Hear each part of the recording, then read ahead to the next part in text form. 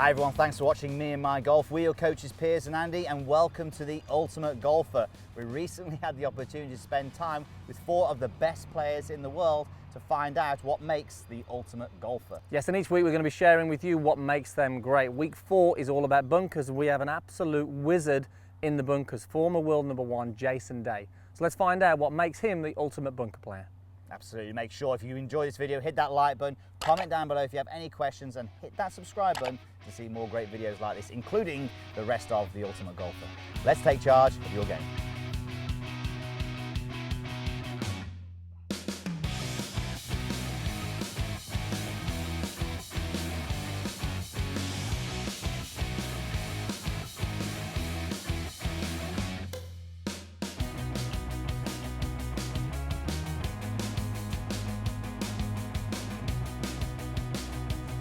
So Jason, great to have you here. Thanks for joining us on the show. Yes, thanks, Jason. Thank you. Appreciate it. So we're here at the TaylorMade M5 and M6 launch here in Florida. Yes. It's been a great couple of days Yes. to see yourself testing with the new product. Yes. But also have a bit of fun with the guys on the golf course yesterday with Tiger, Rory, DJ Yes. and Rahm. That must have been a fun experience for you. It was, you know, and you alluded to it earlier that we were in between shots, we're always picking each other's brains. So I immediately said to Tiger, I think on one of the holes, I'm like, what do you feel like in your iron shots? Because he's, I think, the best player to ever live with when it comes to iron play. And he was telling me some things about iron play, what he does over the ball. I mean, he's very much so a very big field player, kind of feels everything in the swing.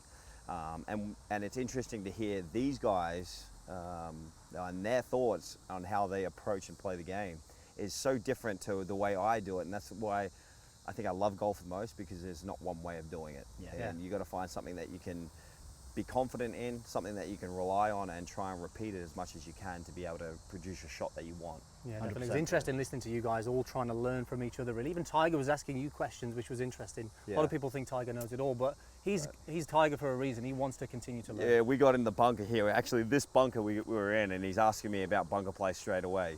It's nice to be able to have arguably the best all time, be able to pick my brain about certain shots too. Yeah. So 2018 for you, good season. Yeah, it was 2 okay. wins. Yeah. Win at the Wells Fargo and Torrey Pines. Yes. Now, we were actually at Torrey Pines, running up and down the 18th, trying to see you and Noren go head to head. Actually, We missed our dinner that night because of you. Oh, sorry, mate. I owe you dinner. So was that a good year for you? Was it a successful year? It was successful in a way that having wins is always successful, but I was quite disappointed with how I finished off the year. Yeah. I didn't play that well in the majors. I was just right around 15th to 20th nearly every major except for the US Open, where I missed the cut. So in that regard, I wasn't very happy, and I wasn't happy with how I finished off the FedEx Cup playoffs. Yeah. I think it's, I mean, if for other people, they may have thought differently. They may have thought, you know, two-win season, they had a successful year. Yeah. But I always want to be the best, and I want to, you know, set my expectations high. Yeah. And when you set your expectations high, sometimes you can be disappointed with, you know, a pretty decent season. Yeah. But that's what I feel like makes me good. So it pushes you further, Yeah, doesn't it? pushes Yeah. me to kind of push on and try and get every ounce of you know, skill and talent out of myself to try and produce shots and win tournaments. Yeah. Speaking of which, well, trying to turn you into the ultimate golfer almost. So Right. that's exactly what we're doing throughout this series. Right. So we had the pleasure of meeting you briefly at the Yes. range in Troon a few years ago at the Open, and you crushed the golf ball, great ball striking, but your short game is actually probably even better. Yes. So we thought, well, we had to get you in bunkers. You're the #1 getting up and down Yep. this season. So, Andy, you know, our followers are going to love this, aren't they? Because bunkers, hazard, it's a dreadful word to them almost. It's a horrible word to them. How are they going to get out? It's not as And bad they as you struggle. think. They It's just struggle. the big thing is like with amateurs, I think there's a few faults that they get wrong. You know, I think when it comes to amateurs, they obviously want, the biggest thing is they don't open the face enough. Yep. Because obviously when you don't open the face enough, you don't use the bounce. And they think, okay, well, I feel like I'm opening their face, but they'll only, say for instance here, they'll only go like there. Yep. You know, so that when you have a pretty straight square club face, it's gonna dig pretty in. good. So you need the face to be open so it can bounce out of the sand. Yeah. That's one thing that I see. Yeah. You know, the other things that I see is usually typically they're not set up correctly. So if I'm looking at this camera and I'm trying to aim at this this flag over here, that's a line there for the middle. So I'm trying to get my sternum somewhat over the ball. Yep. Because if I can get my sternum over the ball, some guys set up with their sternum way back, or sometimes they do it mostly here, but they usually typically set it too far back. Hence, they're going to hit the bottom of their swing somewhere back here, and they try to scoop it up out of the bunker. And that's when they get the little fat one here, or they don't want to do that and they take less sand and go too far. Yeah, we've been there. We've done that quite a lot. Yeah. So my big thing about bunkers is I try and keep as level as possible. You know, granted, you're going to get a little bit of, you know, level change and a little bit of sway back as well when you're trying to keep yourself as steady as possible.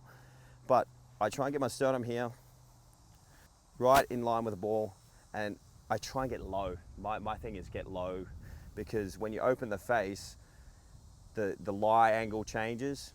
So when you're standing up normal and you open the face, obviously it wants to push it over here. So I'm going to try and change that lie where I can get it a little bit lower. So when it almost to the point where you're trying to get it pointing left of the target with an open face, so it can come out straighter. Looks just like Sevi almost, that does, doesn't it? How low you're getting into Exactly. the bunker. And I typically I aim a little bit closer to the flag. A lot of guys back in the day would kind of open this way. Sevi was a little bit different. He was like down low, and because he obviously used a long iron, you know, practicing out of bunkers, and that's the only way to get that long iron out. You've got to really get low and get it out. But level changes is huge.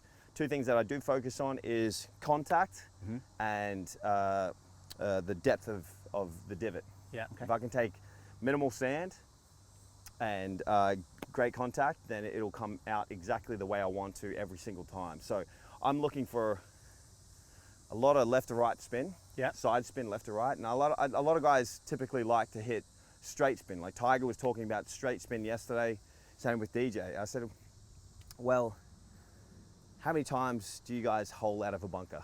You know what I mean? I think and they said not many. I said, well, it's great to hole shots, and it's great to save shots like that and hole out of a bunker. But the deal is, when you're in a hazard, you want to get out close enough so you can give yourself a chance to make par and move on to the next hole. Yeah. So in terms of technique then, because we were talking off camera, your technique is a little different to some of the other guys. Can you talk us through how you would approach a shot like this? We've got about 15, 20 yards to this flag, and what your technique would do and what you would focus on. So firstly, I want to pick a shot. I'm going to pick the shot where I'm going to hit a little bit, you know, higher, land it close to the pin, and spin it sideways. So my big thing is I'm going to, you know, have a pretty good wide stance. I'm going to get a little bit more knee flex. Hands are going to be a bit lower, you know, obviously at address. But when I'm hitting this shot, I've got to remember to feel like I'm hitting a high cut. That's what I want to feel like. I'm going to hit a high cut, and if I can hit a high cut, that should shallow out that divot. And we talked about it just off camera earlier, that my bunker game was atrocious just like a week ago, and I finally got a lesson from my coach. When I start hitting them fat, I typically get too far on the inside and start hitting it back here. So when I start doing that, they start to come out a little bit lower. They roll a lot more. So I'm trying to get back to being a lot more aggressive through the ball. So it's almost opposite to what your full game would be. You generally play a little bit of a draw where you get a little more inside. Yes. This is you almost feeling like a cut, basically. Yeah, exactly. So possibly the long game could have caused you to do that. Yes. Possibly. So I'll hit one just to try and show everyone at home. Yeah, absolutely.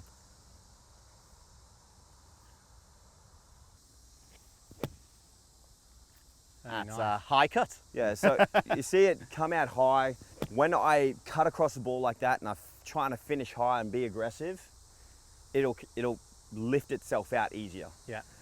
The problem that a lot of amateurs get is, once again, like I said earlier, they'll get too square, they'll swing on the inside and hit that little chunk right. Yeah. And that's one thing that I'm always trying to get away from.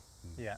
It's interesting. I mean, like you say, the loft is the key thing, isn't it, when you're doing this, for sure. So look, there's some fantastic things in there. I think what we need to look at is that we've actually managed on the 5th here at Floridian to get another flag in here at 30 yards. So how would you go? Yeah, sorry. That's right. That's fine. No, I wouldn't. How would you go to the difference? A lot of guys would go back to a 56, which is fine. Yeah. There's more bounce on the 56 than a 60. I'm trying to work on consistency with my strike all the time and Yeah. the depth of the divot, that I'll use a 60 here as well. Okay. Yeah. So in this shot for the longer one, you'd aim to get very little sand? Yes. But you'd be really aggressive on the through swing? I will be aggressive. Now I'll hit another shot over here in a little bit just to show you my shot that I want to get to run. It'll be less aggressive. I'll swing a lot longer, take more sand, and it'll land on the green and run. But I'll hit this. I'm trying to take the same thought process that I hit here to there as well. I'm coming out here because I want to see how close this goes. Hopefully it goes close then. So once again, a little less face. So Yeah. I'm not going to open as much.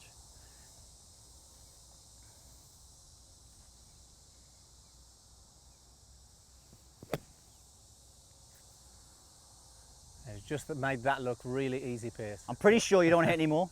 No, I'm good. That was pretty good. So being able to do that, like you still, like the one thing that I see a lot when I play Wednesday Pro-Ams is when I see the amateurs hit, they're just not aggressive enough. They don't get it. They don't hit it hard enough to get out of the bunker. They think, okay, I'm going to stop right here, where you don't. You need to get a good positive strike, finish with a full swing so you can get it out and onto the green. I think that's just two brilliant key points, isn't it? You know, get that face open, and again, you probably have to do it more than you think, because they think open is, you know, Well, it needs to be more than that. exactly right. They think that opening the face is probably like 45 degrees, where I'm really just trying to get it laying flat. And trying to, that forces me to be aggressive. You have to be up here then when you finish. Yeah, exactly. You have to be up here if the face is open, because if I wasn't aggressive, you'd be right here in the face of the bunker.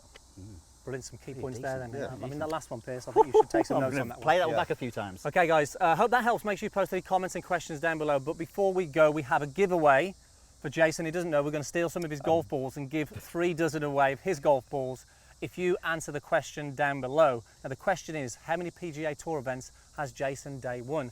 8, 10 or 12? Post your comments down below and we will randomly pick a winner. So yeah, you've got a chance to win 3 dozen of these lucky number 13 golf balls. Now guys, look, lucky number 13. Lucky number 13, lucky number 13. So guys, look, we hope you enjoyed that. Don't forget, hit the like button if you want to get more guests like this on, because Jason's been a fantastic guest. It's been great having you. Also, make sure you hit the subscribe button. And we have actually done a swing analysis of Jason with his driver at meandmygolf.com on the Me and My Golf Weekly. So check this out.